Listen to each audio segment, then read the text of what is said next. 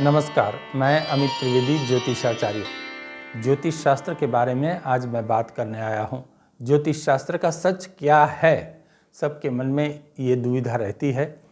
कुछ लोग ज्योतिष शास्त्र में मानते हैं, कुछ लोग ज्योतिषी को बहुत मानते हैं, कुछ लोग ज्योतिष शास्त्र में विश्वास ही नहीं करते।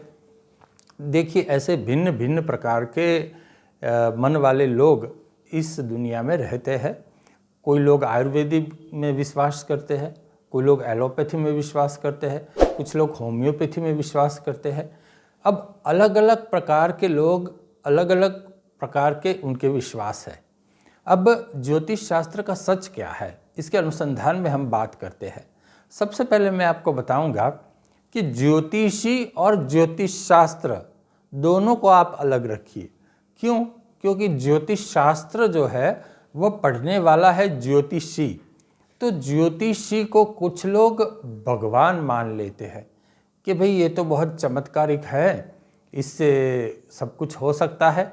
अब कई लोग मेरे पास स्वयं आते हैं कि शास्त्री जी, आपने ऐसा कहा था कि भाई ये मंत्र करो या ये करो, तो इससे तो मेरे दिन संवर गए। मैं तो आज बहुत पैसे में खेल रहा हूँ, सर्व प्रकार से मैं सुखी हूँ। ऐसे लोग मेरे पास भी आते हैं। तो मैं उनको कहता हूँ, आपको भी कहता हूँ कि देखिए, ज्योतिषी ने तो उनको एक मार्गदर्शन दिया कि भाई आप ऐसा नहीं ऐसा कीजिए, ये मंत्र का पाठ कीजिए। शायद उन्होंने किया होगा।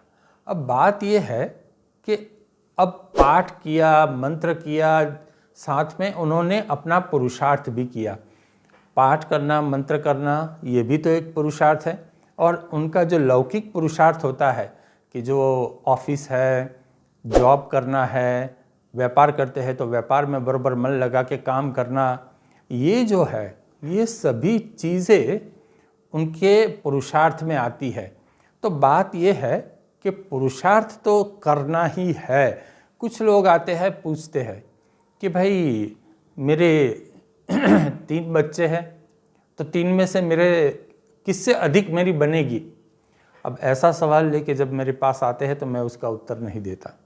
मैं कहता हूँ कि तीनों 3 आपके बच्चे हैं, बस प्रेम से रहिए, सुख से रहिए। मैं ये कहता हूँ कि सबको ये विवेक भी रखना चाहिए कि ज्योतिषी को क्या प्रश्न पूछने चाहिए। कुछ लोग कहते हैं कि पूछते हैं कि मेरी मृत्यु कब होगी। अब ये ज्योतिषी बता ही नहीं सकता। मैं मेरी बात करूँ तो मेरे हक में है ही नहीं, ये तो भगवान की सत्ता है। तो ज्योतिषी की मर्यादा यही है। ज्योतिषी ज्योतिष शास्त्र को पढ़कर केवल आपको मार्गदर्शन दे सकता है। अब कुछ लोग कहते हैं कि भाई ज्योतिष शास्त्र जानना ही क्यों ज्योतिषी के पास जाना, जो होना है वो होना है। ठीक है, प्रारब्ध है तो प्रारब्ध में जो लिखा है हम वही करेंगे, वही होगा, तो फिर क्यों जाए।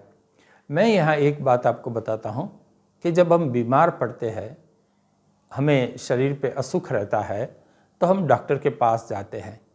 हम शिक्षा के लिए स्कूल में जाते हैं। उस वक़्त हम ये नहीं सोचते कि जो होना है वो होना है, क्यों डॉक्टर के पास जाए, हम ठीक होने हैं तो घर में भी रह रहे ठीक हो जाएंगे। तो आप डॉक्टर के पास हम जाते हैं तो ये हमने क्या किया, कर्म किया, उचित कर्म किया। अब कर्म किया तो हम ठीक भी होने लगे। हम शिक्षा के लिए स्कूल में गए तो पढ़ लिख गए तो अच्छा स्टेटस हमारा हो गया, हम आगे बढ़ गए।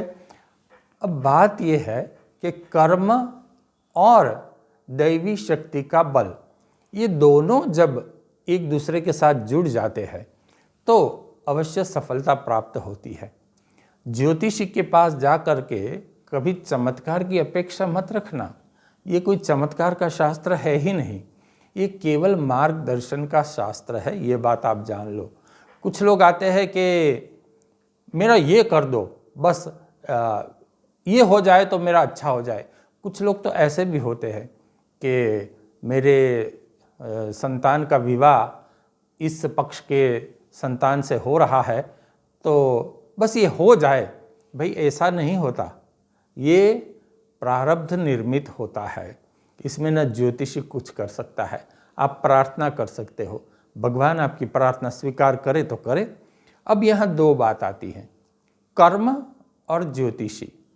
अब कौन बड़ा, कर्म बड़ा कि ज्योतिष शास्त्र बड़ा? अब कर्म बड़ा कि ज्योतिष शास्त्र बड़ा, ये यहाँ दुविधा है। बात ये है कि कर्म तो बड़ा ही है, उचित समय पर उचित कर्म करना ये सबसे बड़ी बात होती है। तो यहाँ मैं ये कहूँगा कि उचित समय पर उचित कर्म करना मतलब क्या? जो मनुष्य ये सोचता है कि चलो आज 3-4 साल हो गए या 2 साल हो गए, मैंने मेरी बॉडी चेक नहीं करवाई है, मैं पूरा ब्लड टेस्ट करवाता हूँ, मेरी बॉडी चेक करवाता हूँ, कुछ होगा तो इलाज होगा। अब देखिए, ये नियत समय पे नियत कर्म, उसने चेक करवाया। कुछ लोग कहते हैं कि मुझे चेक ही नहीं करवाना, क्यों हम नाहक में जाए, समय और पैसे बर्बाद करें। अब देखिए, उचित समय पर उचित कर्म में यहाँ कहता हूँ, आप ज्योतिषी के पास गए, लेकिन ज्योतिषी को क्या प्रश्न पूछने हैं वह विवेक आपको रखना होगा। मतलब जो कोई भी ज्योतिषी के पास जाता है उनको यह विवेक रखना होगा कि मैं ज्योतिषी से क्या प्रश्न पूछ सकता हूँ। एक सज्जन मेरे पास ऐसे भी आए थे कि मुझे कुछ ऐसा कर दो कि मैं 400 करोड़ रुपया कमा लूँ। 400 करोड़ रुपया, 400 करोड़। मैंने कहा भाई देखो, ऐसा होता तो मैं ही करोड़पति बन जाता हैं, ऐसा नहीं होता। मैंने कहा आप पुरुषार्थ कीजिए, भगवान ने चाहा तो आप हो जाएंगे, आपके पुरुषार्थ के ऊपर भगवान का आशीर्वाद रहेगा तो हो भी सकता है। तो ऐसे प्रश्न पूछने वाले लोग भी आते हैं। कुछ लोग कहते हैं कि आपने मुझे यहाँ जाने को कहा, इस मंदिर या इस देवी के दर्शन करने को कहा तो मेरा काम बन गया।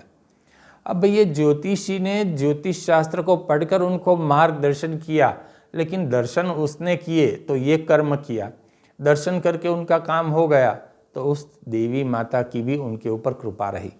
तो ज्योतिष शास्त्र क्या है? एक मार्गदर्शन का शास्त्र है।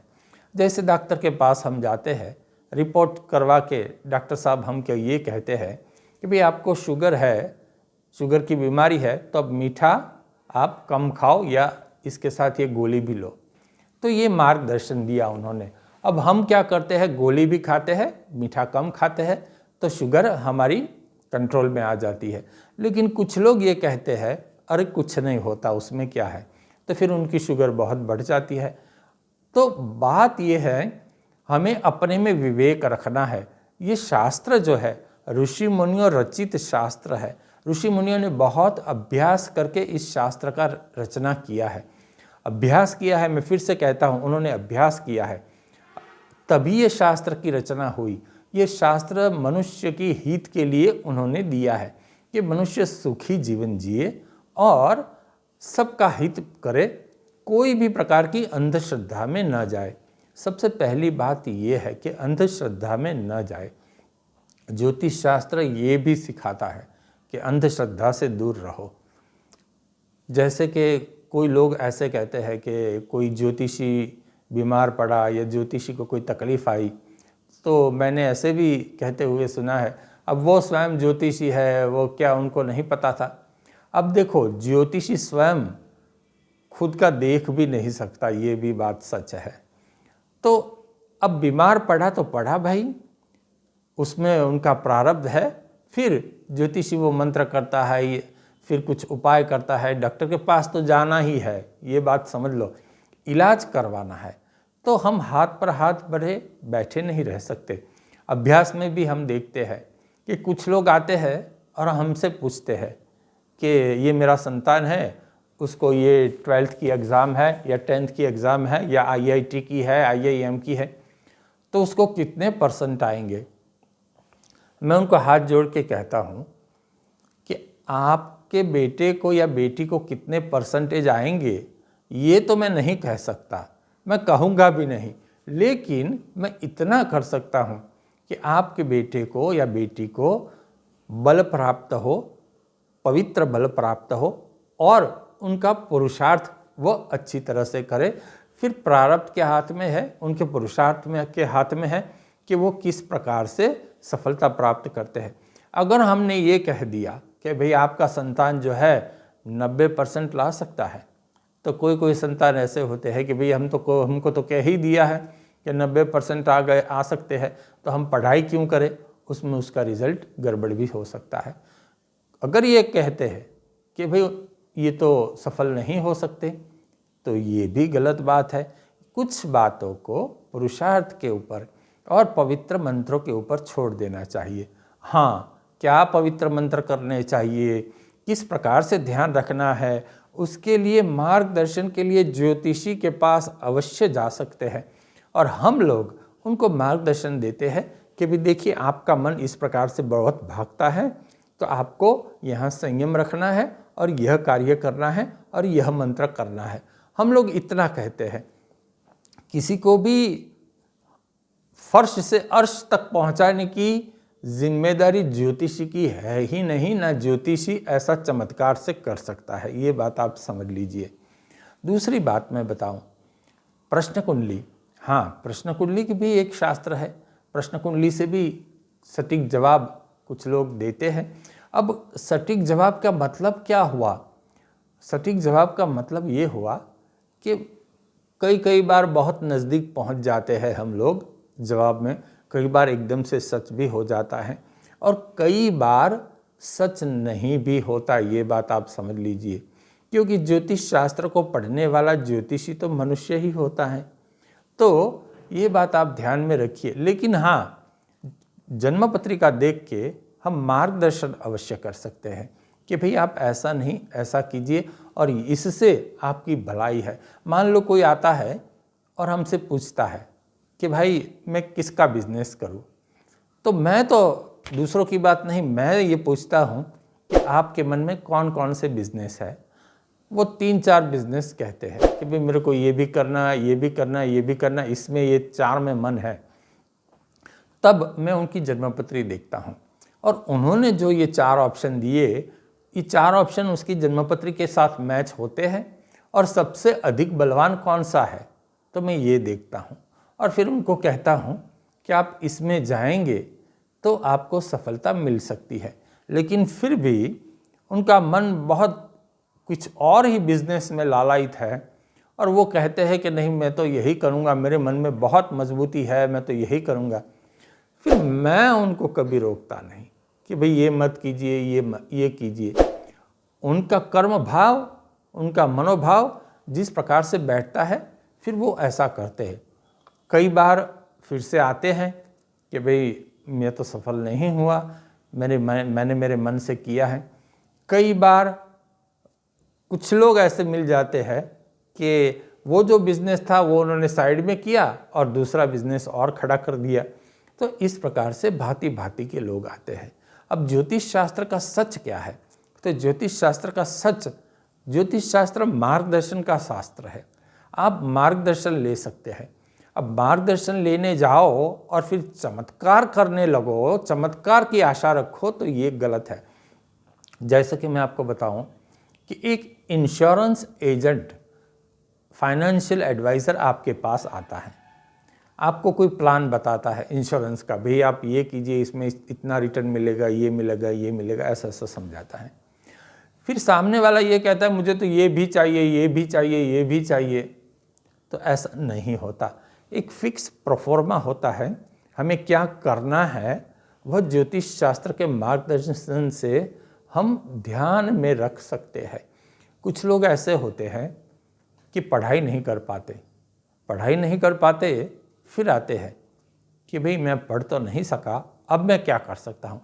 तब उनकी जन्म कुंडली देख के, कर्म को ध्यान में रख के, उनको कहाँ अधिक बल है वो हम ऑप्शन देते हैं।